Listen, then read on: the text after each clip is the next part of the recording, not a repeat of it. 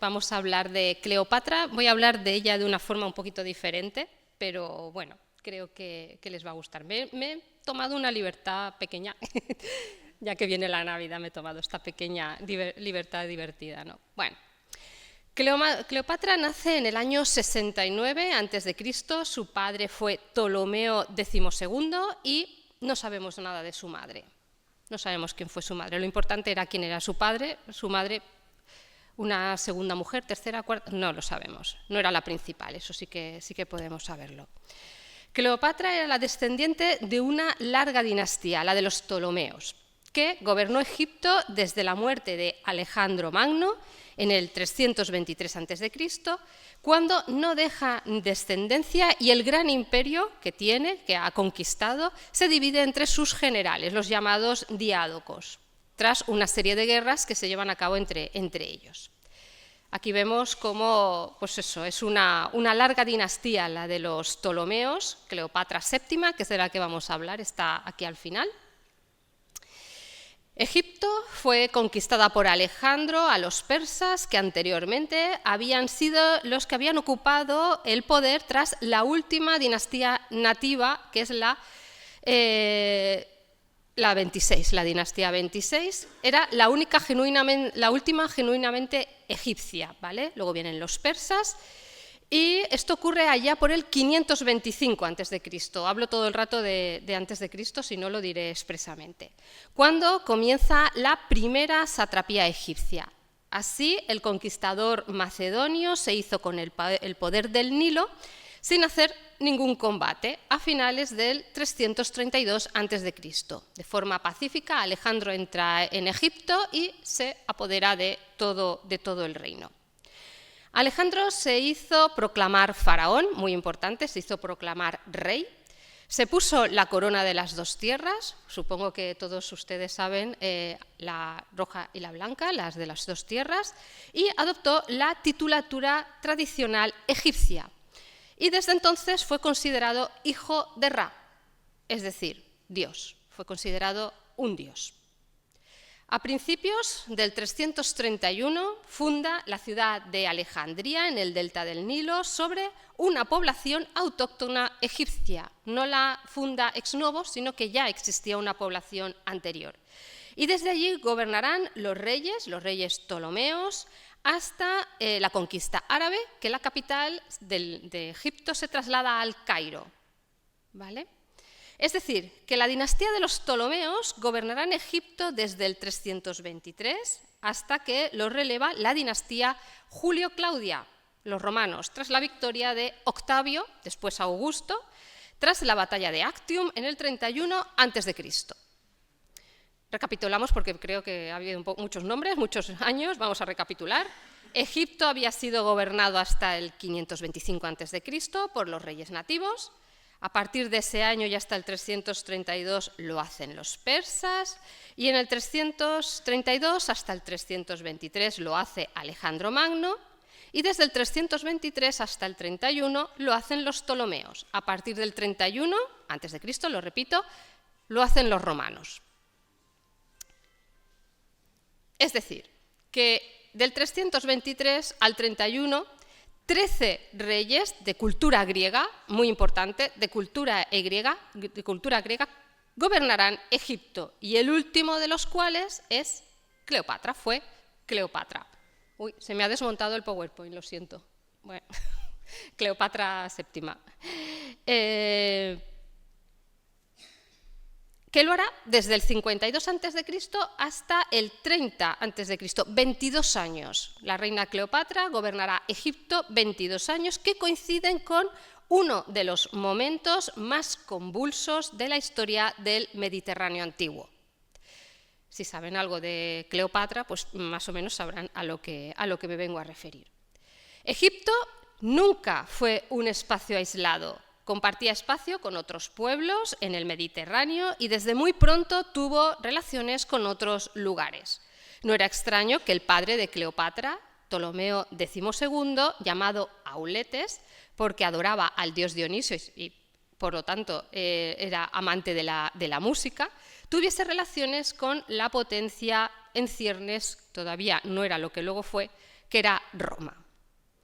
¿Cómo empezó esta relación con Roma?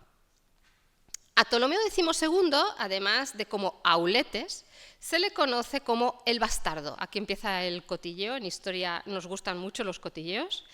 Era hijo de Ptolomeo XI, pero al parecer su madre no había sido una reina, era hijo de otra mujer.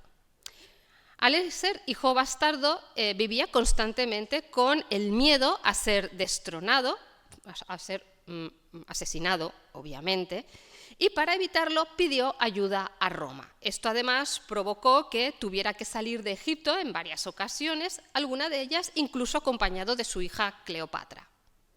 Poco antes de morir, en el 51, Auletes nombró corregentes a sus hijos, a dos de ellos, a Cleopatra VII, que contaba en ese momento con 18 años, y Ptolomeo XIII, que tenía 10.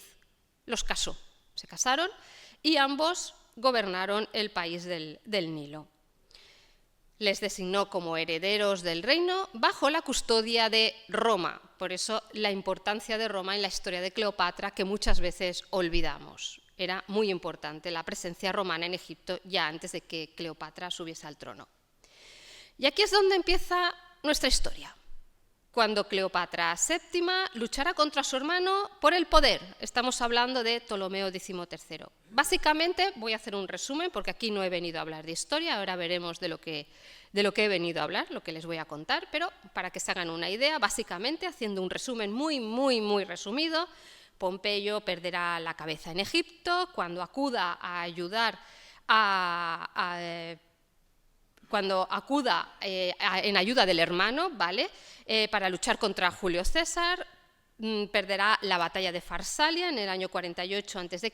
y entonces cuando huye a Egipto, Julio César lo persigue, conoce a Cleopatra, la apoya a Cleopatra para luchar contra su hermano por el poder y tenga con él un hijo, Cesarión. Julio César será asesinado en los idus de marzo, Cleopatra se enamorará, entre comillas, supuestamente queremos creer que se enamora de Marco Antonio, tendrá descendencia con él y aparecerá en ese momento Octavio, que después será Augusto, el emperador Augusto. Ganará la batalla de Actium y Marco Antonio y Cleopatra terminarán suicidándose. Aquí no les voy a hablar de todo esto, ya se lo he dicho. Sobre ello pueden encontrar documentales, pueden leer, pueden mirar blogs, pueden leer libros. Hay muchísimo escrito sobre este tema. Y más ahora, con una plataforma que hace unos meses nos pusieron una Cleopatra un poco diferente, ¿no? Luego, si quieren, ya hablamos del tema. Y yo les voy a contar otra historia, una historia diferente, una que me gusta más, porque es más de lo mío, ¿no? Y creo que les puede ser muy interesante y de la que espero que aprendamos cosas diferentes, que es la historia del arte.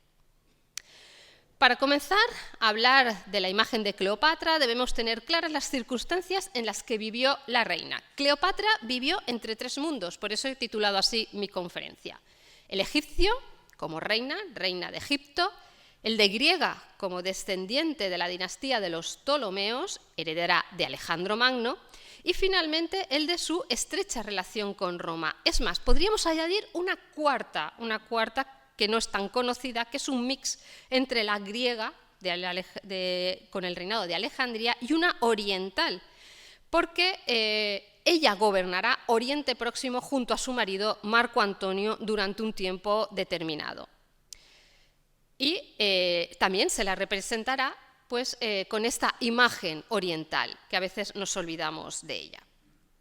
A su vez, para acercarnos a conocer la imagen de Cleopatra, vamos a hacerlo a través de varios tipos de imágenes que serán los que nos den esta información, varios soportes. Además, tendremos estucos, tendremos pintura parietal procedente de Pompeya, vamos a ver lucernas, vamos a ver relieves egipcios y también alguna moneda, aunque la moneda va para una conferencia completa porque es tremenda las veces que se la representó en moneda.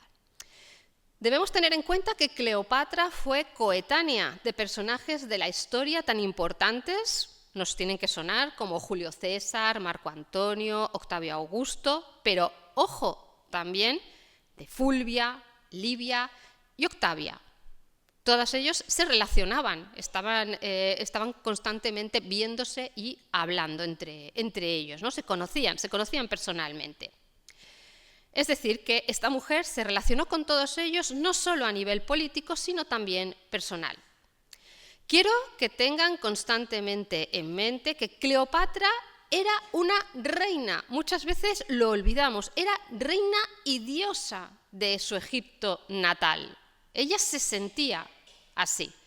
Así que había sido educada para sentirse así el día que heredara el trono. Los romanos no eran dioses, aunque se lo creyesen en algunos casos, sobre todo posteriormente en el imperio, ¿no?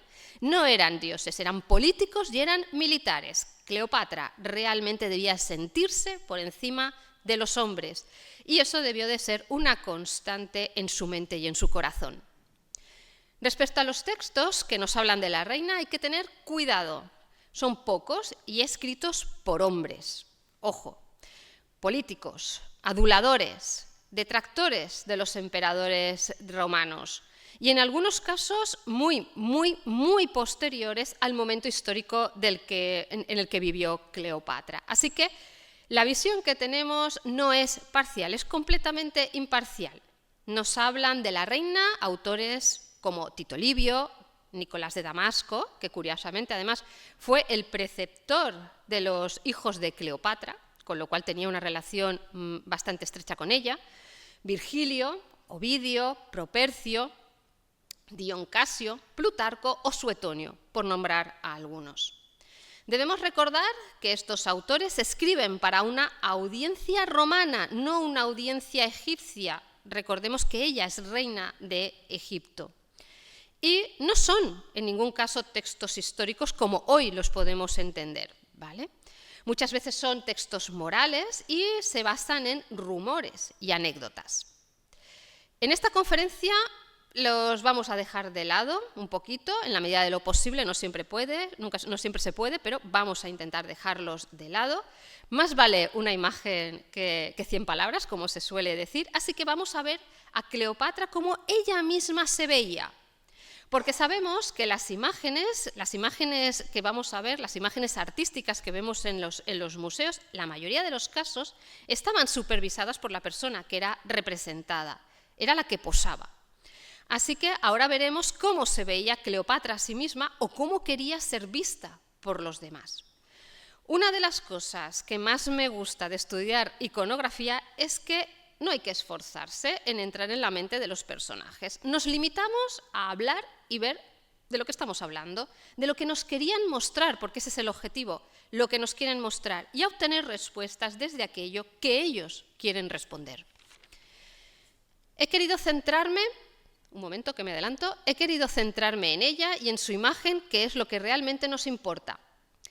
Pero siempre hay un pero, es verdad, debemos tener cuidado. Es imposible saber cuál era la verdadera imagen de la reina egipcia. Ya he dicho, se representa como ella quiere ser representada, como ella quiere ser vista por los demás. En la antigüedad no era tan importante el realismo en los retratos como lo puede ser para nosotros hoy. No eran retratos realmente, como querían los modelos que se vieran, tanto en aquellos contemporáneos que vivieron con ellos, como en las figuras, como en las futuras generaciones. Así es como ellos quieren ser representados, ahora y para siempre. Así que deberían de dejar de plantearse ahora mismo, por favor, si Cleopatra era bella o no lo era. Es un tema que históricamente no tiene ninguna importancia, no tiene ninguna relevancia, y les invito a hacer una reflexión. Si no nos preguntamos si Augusto o Julio César era guapo, creo que nadie nos lo preguntamos, ¿no? Simplemente era y ya está. ¿Por qué se lo hacemos con la reina egipcia? Cleopatra, fuese o no bella, pasó a la historia, y eso es lo importante. Vamos a ver primero cómo era su imagen en el antiguo Egipto. Ahora sí, esta que me había adelantado. En esta estela vemos representada a la reina, está en el círculo, dentro del círculo, lo he señalado. Este es el primer año de su reinado, así se representa a sí misma el primer año de su reinado. Aparece además su nombre debajo como Cleopatra Cea Filópator, así que es nuestra Cleopatra sin ninguna duda. Está ofrendada por, también nos lo dice, Esnonais, que es el presidente de la asociación de Isis. Está fechada más o menos hacia el 51 a.C. y se cree que podría ser la primera representación de la reina. Pero ojo, es un hombre, está representada como un hombre aquí, es curioso. Sí que es verdad que tenemos más ejemplos de reinas egipcias que se representan como hombres, pero en este caso podría ser porque ella vivió la transición entre su padre que muere y ella hereda el trono. Así que esta estela quizás podría haber sido para su padre en un principio y al morir la cambió y se hizo representar a sí misma, porque además no se ve demasiado bien en la imagen, pero está picada la parte de su nombre, como si antes hubiesen escrito algo, lo hubiesen borrado y hubiesen puesto el nombre de la reina. Aquí vemos la imagen, ella está representada con las dos coronas, la alta y baja del Bajo Egipto, está delante de Isis, le está realizando unas ofrendas y ella va con el torso desnudo y el faldellín masculino. Ella está representada como hombre.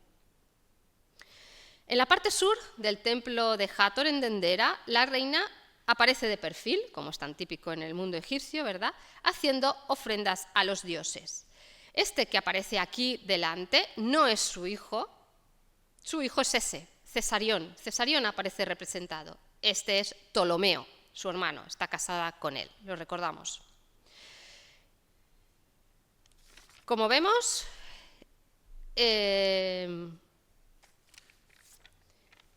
aquí la tenemos otra vez representada, para que vean, se ven, no sé si, quizás si lo hago aquí mejor, ¿no?, para que lo vean en las casas.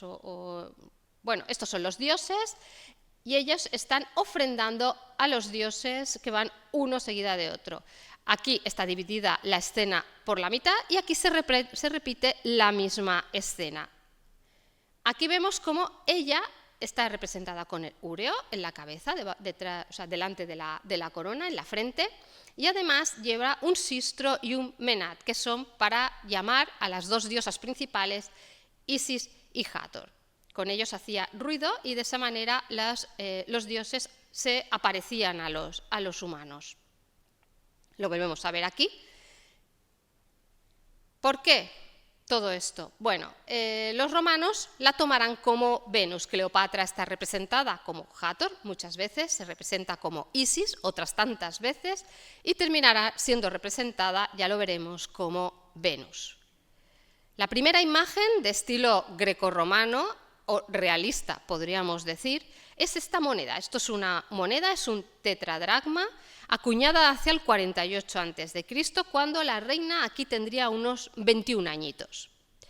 Se acuñó en Ascalón, ciudad de Israel, y fue producida por la ciudad para ayudar en la campaña de la joven Cleopatra, que tenía que luchar contra su hermano. En este momento estaba exiliada en esta ciudad de Israel. Esto ocurre todo antes de que Julio César la ayude a restaurarse en el trono. Tiene el rostro rígido e hinchado y una nariz desproporcionalmente larga. Recordemos, cuando hacemos el análisis de monedas, que estos son piezas muy, muy pequeñas. Entonces es difícil representar una imagen creíble, ¿no?, de ninguno de los personajes cuando vemos las monedas. Es característico este peinado, muy importante, quedémonos con el dato, llamado de melón en arte, típico de la segunda mitad del siglo I a.C., helenístico, en el que el cabello está dividido desde la frente en varios mechones que son retorcidos y que se recogen en la parte de atrás de la cabeza con un moño bajo. Sabemos que es Cleopatra porque lleva la diadema de la monarquía ptolemaica. Creo que pueden verla aquí. Esa es la diadema, la corona, podríamos decir, de la monarquía ptolemaica. Si son pocas las representaciones con su imagen egipcia, son también muy pocas las que llamaríamos grecorromanas o las helenísticas. No es que tengamos demasiadas imágenes de la reina, ahora lo veremos. Se añade que son dudosas en la mayoría de los casos y se cree que se cree que es ella por paralelos, porque tenemos la mala suerte de que nunca nos ponen un cartel debajo que pone soy Cleopatra o esta es Cleopatra. No, aparecen en yacimientos, muchas veces del siglo XVIII-XIX, hemos perdido la contextualización y no sabemos si realmente es ella o no, lo sabemos por paralelos, nos hipotetizamos, nos aventuramos a decir que son ellos por paralelos. Aquí la pueden ver en distintas imágenes. Como vemos, pues lo de que podría ser más realista o menos es complicado. En cada una la tenemos representada de una manera en su perfil. Sabemos que es ella porque en las monedas sí que suele aparecer el nombre, es donde sí que tenemos la certeza de que es ella.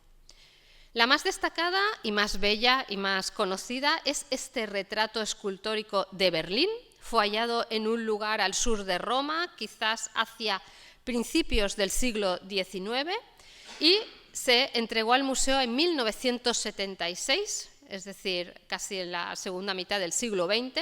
Es una de las más bellas representaciones que pensamos que es de la reina, porque bueno, es una de las que mejor se conservan, como podemos apreciar. Cleopatra aparece representada con, otra vez, el peinado de tipo melón, que ya hemos hablado de él, y la diadema real.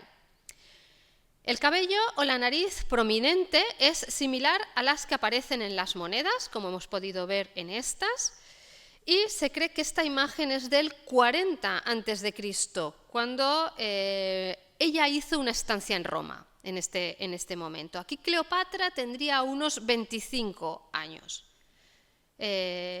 La imagen representa esa dignidad, ¿no? Esa dignidad y esa resolución de una reina. Se hace representar como reina en Roma. Es muy similar a esta otra, que se encuentra en los museos vaticanos. Fue descubierta en una villa, en la Vía Apia, a finales del siglo XVIII. Está realizada en mármol de Paros y lleva el peinado, de nuevo, característico. El peinado melón, de tipo melón, con la diadema regia, y los rasgos son muy similares a la anterior. Aunque, bueno, en este caso la nariz, la famosa nariz, está fracturada, pero las características nos dicen que es ella. Además de esto que podría ser lo que llevase aquí el úreos egipcio, se dice. No se sabe, lo hemos perdido. Aquí lo vemos, para que se hagan una idea. Además, tiene esto aquí en un trocito áspero e irregular, en las descripciones aparece así, en la mejilla izquierda, que podría ser que llevase algo adosado. Quizás fuese Cesarión, que se apoyaría en su hombro, como en este caso. Esto no es Cleopatra, pero podría ser un caso parecido a estos. Se cree que ambos serían la versión de una estatua de oro de la reina, muy famosa, que mandó colocar César en el templo dedicado a Venus Genetrix. Venus era la diosa protectora de la familia Julia, porque se supone que de la estirpe había nacido toda la estirpe Julio-Claudia había nacido de Venus, ¿vale? Cuando tiene relaciones con el mortal Anquises, del que nace Eneas, que recordemos huye de Troya y viaja hasta Italia. Sus descendientes serán Rómulo y Remo, que fundarán Roma. La estatua de la reina Cleopatra ocupaba un lugar muy importante para Julio César, ¿no? Si la coloca en este templo que está dedicado justamente a la Venus Genetrix, que es la fundadora de la dinastía Julia. Desconocemos cómo era esta estatua, debió de ser tan importante como para que perdurase tras la victoria de Augusto in Actium, porque todas las estatuas de Marco Antonio son destruidas, pero esta de Cleopatra se queda dentro del templo, no será destruida. Aquí tenemos probablemente cómo pudo ser esta imagen. La representación es de Pompeya. Y bueno, aquí parece que vemos a Cesarión en ese lateral que habíamos comentado, ¿verdad? Vemos aquí a Cesarión adosado a esa mejilla. Vemos la corona y el peinado melón no se acaba de ver, pero aquí podemos verlo un poquito mejor. Y parece que estos son las puertas del templo, las dobles puertas del templo. Esta representación, ya les digo, se encontraba en Pompeya. Sabemos que la representación, la estatua de Cleopatra, perduró durante mucho tiempo porque Plutarco nos deja este texto: las estatuas de Antonio fueron derribadas, aunque la de Cleopatra se respetaron y se quedaron en su sitio, pues se cuenta que Arquivio, uno de sus amigos, dio a César 2000 talentos para que no sufrieran la misma suerte que las de Antonio. César en este caso es Augusto. Es decir, alguien pagó para que las estatuas de Cleopatra no fuesen destruidas. Hay otras imágenes de Pompeya, como estas, que también se cree que podrían ser Cleopatra. Las características son las mismas, los collares se repiten, además aquí lleva un collar muy similar. Estas también, ya les digo, son de Pompeya, se encuentran en diferentes viviendas y según estos elementos se ha pensado que esta, que es la Venus Esquilina, que se encuentra en los museos capitolinos, también pudiese ser Cleopatra. Esta fue descubierta en 1874 y, como podemos comprobar, representa a una mujer desnuda, esto es muy importante este dato, cuyo rostro recuerda un poco a las Cleopatras de Berlín y del Vaticano, especialmente en la boca y el mentón, aunque esta tiene unos rasgos un poquito más delgados. Hay que hilar fino para ver estas cosas, pero sí, tiene unos rasgos un poquito más delgados. También el peinado es muy similar. A los pies se encontraba esta vasija cubierta parcialmente por un manto y en la que se enrosca un aureus. Lo vemos, ¿verdad? La serpiente, la podemos ver. Otro de los argumentos para defender que se trata de Cleopatra es que no es la primera vez que a Cleopatra, ya lo hemos visto, se la asimila con la diosa Venus. Esta está fechada en el 50 después de Cristo y parece ser que sería una copia modificada de una escultura de Praxíteles hecha en el siglo I antes de Cristo. Los detractores de esta hipótesis de que ella pueda ser Cleopatra defienden pues que no son exactamente iguales los rasgos faciales, ya lo hemos dicho, esto es hilar fino, es hilar muy fino, y que además pues que una diosa, o sea, una reina representada desnuda en la sociedad romana pues no estaría demasiado bien visto, recordemos la dignitas de las romanas. Entonces, bueno, como no nos dejan los nombres puestos los romanos en las esculturas, son todo hipótesis, podría serlo, podría no serlo. Aquí les enseño otra pieza, esta primera, la de la derecha, no, la de la izquierda, la de mi derecha, su izquierda, es del Maurice Nahum, es una colección privada, se parece a la que hemos visto en el Vaticano y en Berlín, pero no lleva diadema, así que aquí nos falla ya algo. Se cree que podría ser una mujer de la corte que lo que hiciese fuese copiar la moda que había impuesto Cleopatra en ese momento. Lo mismo ocurre con la que tenemos al lado, que también se le ha llamado Cleopatra. Esta se encuentra en el Palazzo Massimo y pues sería una noble que también se representaría pues como Cleopatra, pero por la moda. Como vemos, las facciones son complicadas de distinguir entre unas y otras. Tenemos que basarnos sobre todo en si lleva o no diadema, la corona de reina tolemaica.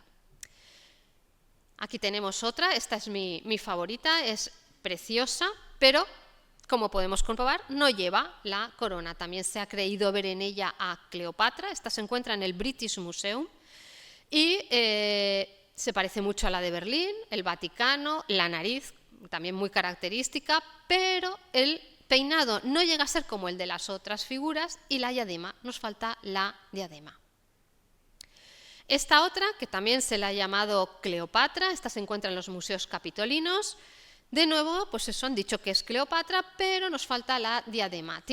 El peinado es así raro porque nos falta el tocado. El tocado sería muy parecido a lo que vemos en la representación de al lado, que no es Cleopatra, ojo, cuidado, esto es de un sarcófago, pero vemos que lleva como unas placas doradas a cada lado de la cabeza y probablemente llevase algo parecido. No lo sabemos, lo hemos perdido.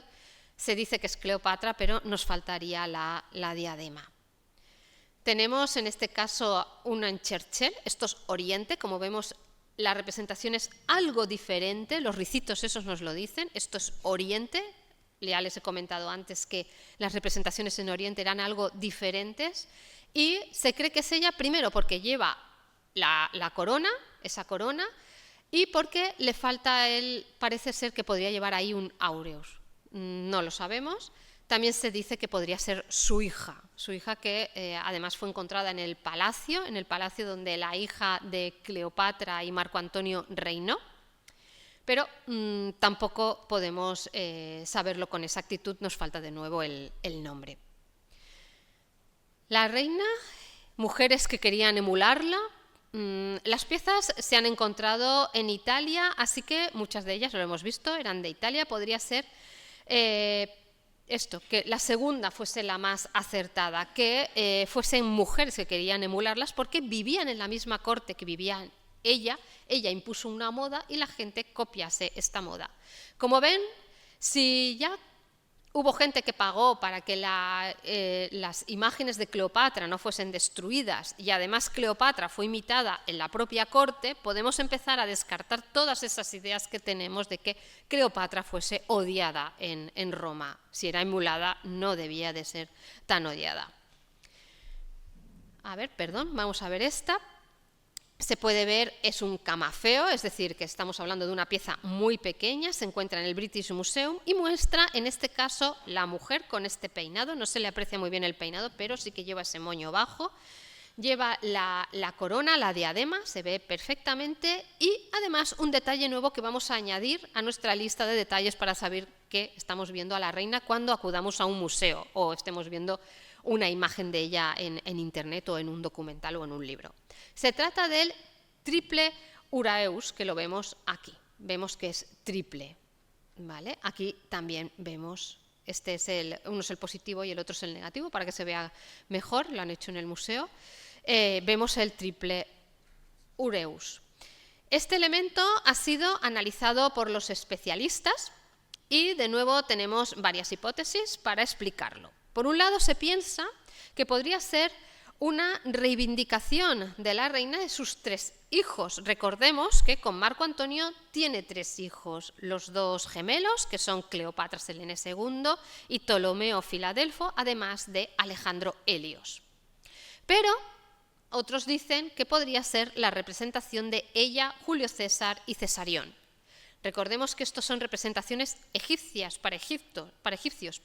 Esto no está en Roma, esto es Egipto. Aquí lo podemos ver, esta es una escultura del Hermitage y la vemos perfectamente ese triple ureus en la cabeza. Aquí la tenemos representada diferentes veces. Lo mismo, son representaciones egipcias para egipcios. Estas las encontramos pues, en sitios como el Louvre, Brooklyn, Turín, San Petersburgo o el Metropolitan de Nueva York. Vemos de nuevo en la cabeza, en la frente, esa triple cobra, ¿no? Que es el uraeus, tan típico egipcio. Y en este caso sí que es ella porque nos lo han dejado por escrito los egipcios, bien por ellos. Aquí sí que nos pone Cleopatra, nos pone su nombre en el cartucho con jeroglíficos egipcios. Esta es la del Metropolitan, es decir, que tenemos esta representación del triple ureus y su nombre, así que por paralelo podemos imaginar que las otras también son ella, porque no tenemos otra respuesta si no es que sea ella la que se representa de esta manera. Todo se complica porque, como pueden comprobar, en la mayoría de los casos son representaciones, son esculturas que hemos encontrado en los siglos XVIII y XIX, descontextualizadas, muchas veces ni siquiera sabemos dónde se han encontrado, en qué lugar, en qué ciudad, en qué espacio. Y les traigo aquí esta, que es completamente diferente a las que estábamos viendo hasta el momento. Esta es muy interesante. Se trata de una lucerna, es una serie de lucernas, las hay, se repiten, porque como estas las hacen a molde, estas lucernas se repiten una y otra vez, las podemos encontrar en diferentes museos. Yo les he traído aquí esta del British. Se realizan entre el 50 y el 75 después de Cristo, es decir, que la reina ya ha muerto. Son muy posteriores a la muerte de la reina. Ella muere en el 30 antes de Cristo, estamos hablando del 50-75 después de Cristo, y sería pues prácticamente un siglo posterior a su muerte. En ella aparece una mujer desnuda, con el peinado tipo melón. Recordemos que las lucernas son piezas muy pequeñas también, pero se aprecia bastante bien el tipo melón. Está en pie sobre un cocodrilo y practicando el sexo con un falo exento. Creo que se ve bien todo, lo podemos entender, toda la representación más o menos. Y en la mano lleva pues la palma de la victoria, que le solían dar, por ejemplo, en las carreras de cuadrigas a los vencedores. ¿Qué significa? No lo sabemos, pero este tipo de lucernas fueron muy frecuentes en la frontera septentrional del Imperio Romano, y las favoritas del ejército, de los soldados. Tenían estas lucernas los soldados. No sabemos si es algo para reírse de ella o no, porque la palma de la victoria nos desubica un poquito. El cocodrilo está claro que es Egipto. Está claro que el peinado es Cleopatra, pero recordemos que el falo para los romanos es muy importante, trae buena suerte, es felicidad. En este caso, pues bueno, no sabemos qué puede representar. Esta es una de las últimas representaciones de la reina. Se llevó a cabo en Parras, en el noroeste del Peloponeso. Allí Marco Antonio y Cleopatra invernaron antes de la batalla de Accio, donde perdieron contra Marco Antonio. Y de estos momentos solo tenemos un par de monedas, un puñadito de monedas, y en ellas aparece la reina de forma tradicional. Se lee además la leyenda Basílica Cleopatra, reina Cleopatra en griego, ¿vale? Y en el reverso, lo vemos aquí, vemos el tocado de Isis, es decir, que ella sigue representándose como diosa egipcia. Este es el último retrato de la reina, no tenemos más. Pero les traigo un bonus track, como diríamos, un extra. De nuevo se trata de una hipótesis, pero me ha parecido interesante y preciosa la pieza, así que se lo he traído para que ustedes mismos juzguen y lo comprueben. No sé si lo han visto, está en el British Museum, es famoso, el famoso vaso de Portland. Hoy se encuentra en el British Museum, ya se lo digo, fue encontrado en Roma y es una pieza muy, muy singular por muchos motivos. Se encontró en un mausoleo en el Monte del Grano y está datado en el siglo I después de Cristo. Se realizó en cristal azul violáceo con un camafeo de cristal blanco, lo podemos comprobar, que rodea toda la pieza. ¿Por qué es una pieza tan especial? Bueno, pues por dos hechos curiosos, dos anécdotas. Por un lado, porque este jarrón se encontró en un gran sarcófago de mármol. Este se cree que fue propiedad del emperador romano del siglo III, Alejandro Severo, es decir, lo tomó prestado, hemos dicho que es del siglo I, en lo que es el jarrón, pero el emperador que lo tomó prestado para enterrarse con él es del siglo III, es decir, 200 años después, Alejandro Severo y su madre Julia Mamea. Es decir, que ellos fueron enterrados con él en este sarcófago. El vaso de Portland podría haber, dicen, contenido las cenizas del emperador, lo que hace de él una pieza muy excepcional por su importancia histórica. Es una hipótesis. Y por lo general, mucha gente, muchos estudiosos, muchos investigadores lo ponen en duda porque ya sería coincidencia encontrarnos con el cacharro donde fue enterrado el emperador. Pero bueno, es una de esas cosas que se dejan caer, que lo han estudiado investigadores especializados y que podrían ser, es probable, pero no es seguro. De todas formas, es una historia bastante bonita para conservarla en la memoria. Por otro lado, es una pieza muy famosa por un accidente que sufrió, ahora que está tan de moda el vandalismo a las obras de arte. En este caso, esta pieza sufrió vandalismo por otros motivos, no por ecologismo.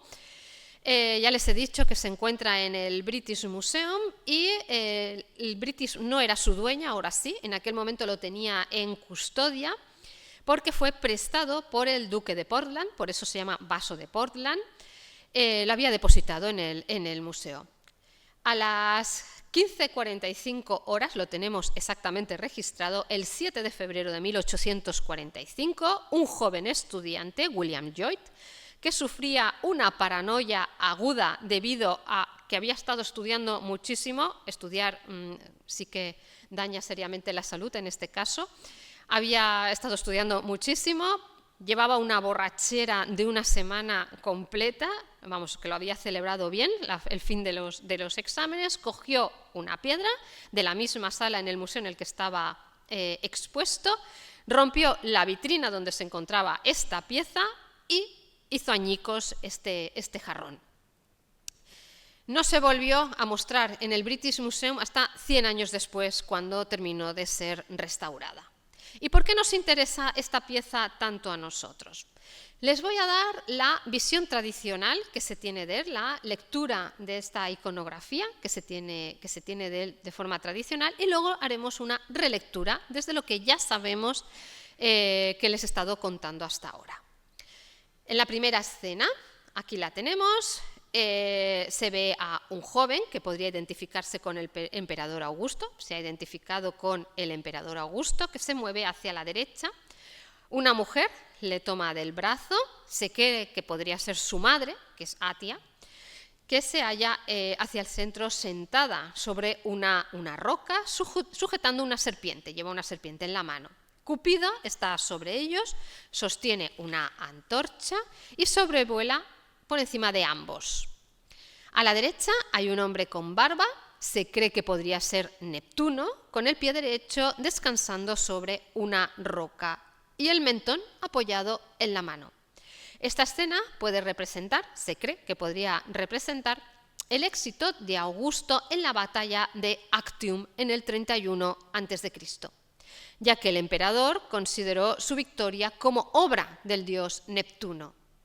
La imagen, la representación, bueno, la imagen no, sino lo que nos está contando es un poco forzado, como podemos ver, si alguien conoce un poco de iconografía, es un poco forzado, pero es la hipótesis que suele circular.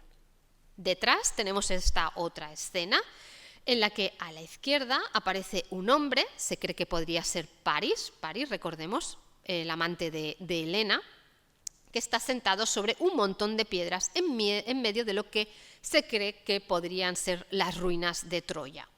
En el centro se halla recostada una mujer con una antorcha y se presume que se trataría de Hécuba, la esposa del rey Príamo de Troya.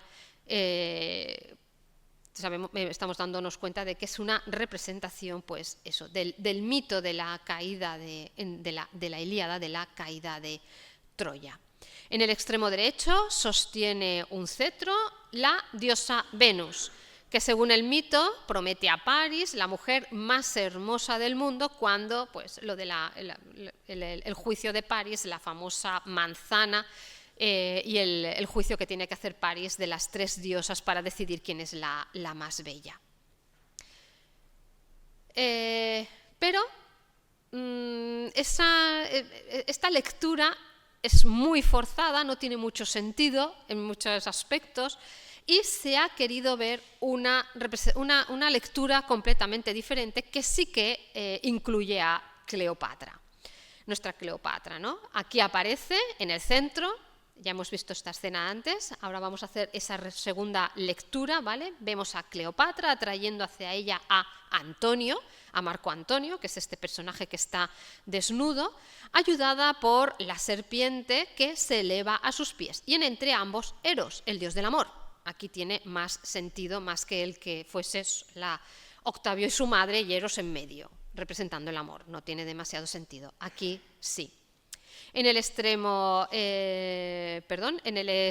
derecho, que se toca el mentón, que se atusa la barba, se cree que es Antón, que sería el ancestro de la familia Antonia, ¿vale? Y contempla impotente cómo su descendiente se encamina hacia la perdición por su amor por Cleopatra.